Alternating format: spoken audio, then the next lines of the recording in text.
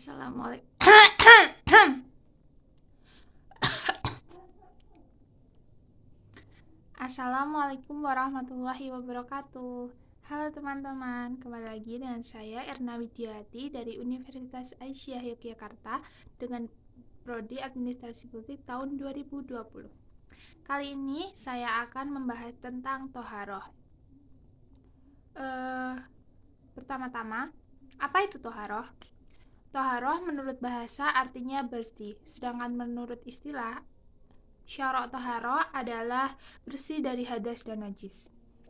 Toharoh dapat dilakukan dengan 4 cara. Yang pertama, membersihkan lahir dari hadas, najis, dan kelebihan-kelebihan yang ada dalam badan.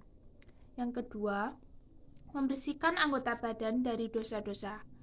Yang ketiga, membersihkan hati dari akhlak tercela. Dan yang terakhir adalah membersihkan hati dari selain Allah. Apa yang akan kita bahas hari ini? Kita akan membahas tentang toharoh, yaitu tadi pengertiannya, bentuknya, syarat, dan sarana yang digunakan, dalil-dalil, pendapat para ulama, serta pendapat dalam Muhammadiyah. Sebelum itu, mari kita pahami dulu tentang toharoh yang tadi sudah saya sebutkan pengertiannya dan caranya. Hukum toharoh adalah wajib di atas tiap-tiap mukallaf, lelaki dan perempuan. Dalam hal ini ayat Al-Quran dan hadis Nabi Muhammad SAW menganjurkan agar kita senantiasa menjaga kebersihan lahir maupun batin. Syarat toharoh ada banyak, yang terutama adalah Islam, berakal, balik, masuk waktu atau untuk mendirikan sholat fardu misalnya, tidak lupa, tidak dipaksa oleh suatu hal apapun, berhenti haid dan nifas, ada air maupun debu, tanah yang suci, dan melakukannya sesuai kemampuan. Sarana toharoh adalah air, tanah, debu, batu bata, tisu atau benda-benda yang dapat untuk menyerap bias digunakan untuk istinja. Bentuk toharoh ada 4 juga, yakni wudhu yang biasa kita lakukan sebelum sholat atau tayamum jika tidak ada air, mandi wajib, dan membersihkan hadas dan najis. Yang kita akan dalami hari ini adalah tentang wudhu dan tayamum. Pasti kalian sudah mendengar wudhu dan tayamum. Wudhu dan tayamum adalah suatu hal yang kita lakukan sebelum kita sholat, yaitu membersihkan diri kita dengan cara-cara yang sudah disyariatkan dalam agama Islam. Sebenarnya jika tidak ada syariat, maksudnya tidak ada peraturan yang menganjurkan kita untuk wudhu, alangkah lebih baiknya jika kita menghadapkan diri kita kepada Tuhan, melakukan ibadah kita dalam kondisi bersih. Arti wudhu menurut bahasa yaitu juga bersih. Sedangkan menurut istilah syara' berarti membasuh anggota badan tertentu dengan air suci yang mensucikan atau air mutlak dengan tujuan menghilangkan hadas kecil sesuai syariat dan hukumnya. Adapun dalil yang melandasi wudhu, Quran Surat Al-Ma'idah ayat 6 yang artinya, hai orang-orang yang beriman, apabila kamu hendak mengerjakan sholat, maka basuhlah mukamu, kedua tanganmu, sampai siku, dan sapulah kepalamu dan basuhlah kakimu sampai mata kaki. Adapun syarat-syarat untuk melakukan wudhu, yang pertama yaitu jelas adalah beragama Islam. Yang kedua sudah mumayyiz, dan yang ketiga tidak berhadas kecil maupun besar. Memakai air suci lagi mensucikan, dan tidak ada yang menghalangi sampainya air ke anggota wudhu seperti cat, getah, dan sebagainya. Adapun tata cara wudhu menurut putusan Tarjih Muhammadiyah. Yang pertama yaitu membaca bismillah. Yang kedua membasuh telapak tangan sebanyak 3 kali. Yang ketiga, berkumurlah dan hisap air dari telapak tangan apabila kamu sedang tidak berpuasa. Selanjutnya, basuhlah mukamu sampai dagu-dagu sini sebanyak 3 kali. Basuhlah kedua tanganmu sampai siku, yaitu yang kanan dulu 3 kali, baru yang kiri 3 kali. Usaplah kepalamu sampai tengkuk belakang sini dan kembali langsung mengusap telinga. Dan yang terakhir yaitu mengusap kedua kaki sampai mata kaki sebanyak 3 kali beserta sela-sela jari. Yaitu yang pertama yang kanan dulu sebanyak 3 kali, selanjutnya yang kiri 3 kali. Doa setelah wudhu.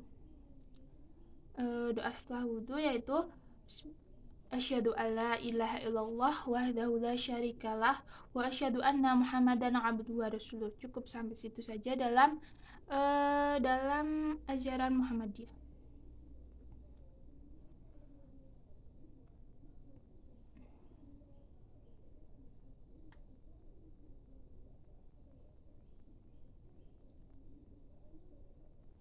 Adapun hal-hal yang membatalkan wudhu. Yang pertama yaitu keluarnya sesuatu dari kabul atau kemaluan tempat keluarnya air seni atau dubur, baik berupa angin maupun cairan seperti kentut, kencing, tinja, darah, nanah, mazi, mani, dan sebagainya.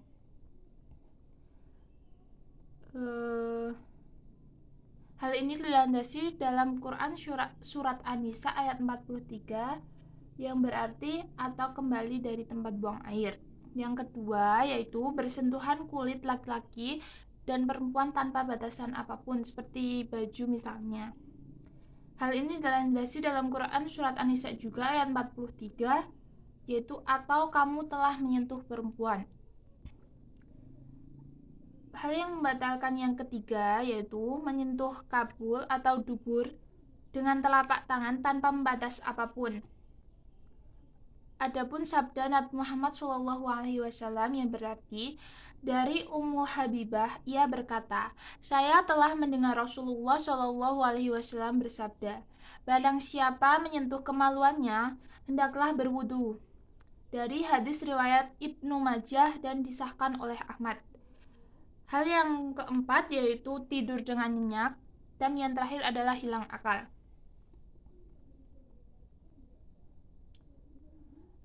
Toharoh yang akan kita bahas yang kedua yaitu adalah tayamum. Tayamum secara bahasa artinya berwudu dengan debu atau pasir yang suci karena tidak air atau adanya halangan memakai air. Sedangkan menurut istilah adalah menyapukan debu atau tanah yang suci ke muka dan kedua tangan sampai siku dengan memenuhi syarat dan rukunnya sebagai pengganti air wudhu. Atau mandi wajib karena tidak adanya air atau dilarang menggunakan air disebabkan sakit. Adapun ayat Al-Quran yang melandasi tayamum yaitu Quran surat An-Nisa juga ayat 43 yang artinya, dan jika kamu sakit atau sedang dalam musafir atau datang dari tempat buang air atau kamu telah menyentuh perempuan kemudian kamu tidak mendapatkan air, maka bertayamumlah kamu dengan tanah yang baik atau suci. Sapulah mukamu dan tanganmu, sesungguhnya Allah Maha Pemaaf lagi Maha Pengampun.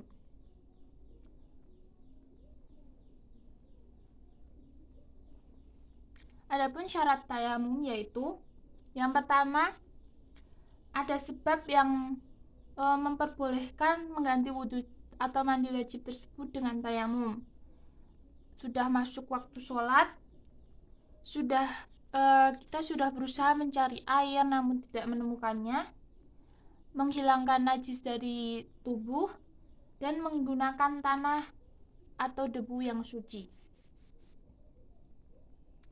Rukun tayamum atau tata caranya yaitu baca basmalah, mengusap debu ke muka, mengusap debu ke kedua tangan dengan tertib.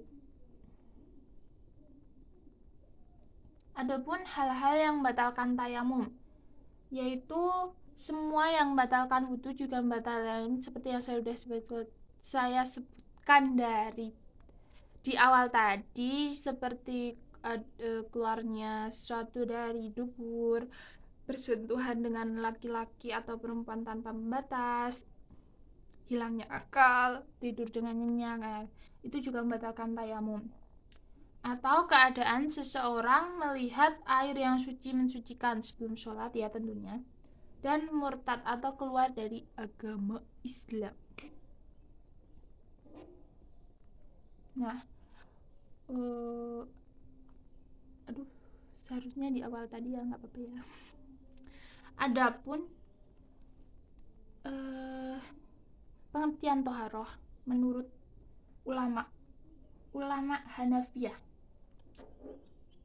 Ulama Al-Hanafiyah ini adalah pengikut mazhab Imam Abu Hanifah yang berkata toharoh secara syariat adalah bersih dari hadas dan khabats. Sedangkan menurut ulama Malikiyah, pengikut mazhab Imam Malik, berkata bahwa toharoh merupakan suatu karakter hukum yang wajib bagi sholat, sehingga diperbolehkan dengan pakaian yang dibawanya dengan tempat yang terdapat sholat di dalamnya.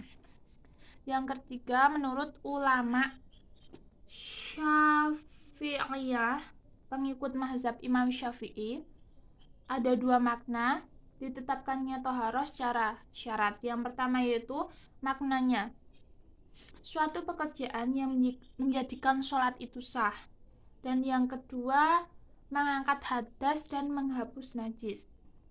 Yang terakhir yaitu dari ulama Hanabilah, pengikut Imam Ahmad bin Hanbal berkata toharoh dalam tinjauan syariat adalah mengangkat hadas dan yang semisal dengan serta menghilangkan najis. Kesimpulan dari semua Jadi kesimpulan dari semua ini adalah toharoh artinya syariat, merupakan syariat tata cara penting yang dijadikan oleh Allah sebagai syarat sahnya sholat.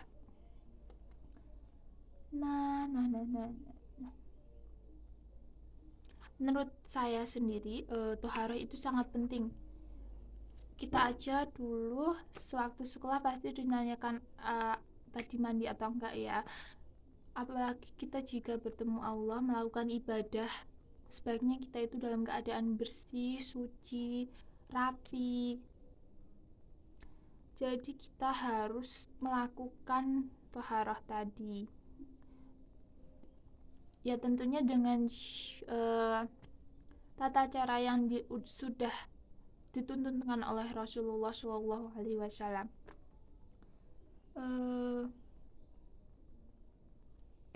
Sekiranya sudah tidak ada lagi yang saya bahas, mohon maaf jika ada kesalahan kata maupun perbuatan. Mohon maaf saya banyak membaca karena nanti takutnya salah. Nanti saya akan sertakan sumber-sumber di bawah. Semoga ini bermanfaat bagi kehidupan kita semua. Terima kasih yang sudah menonton video ini.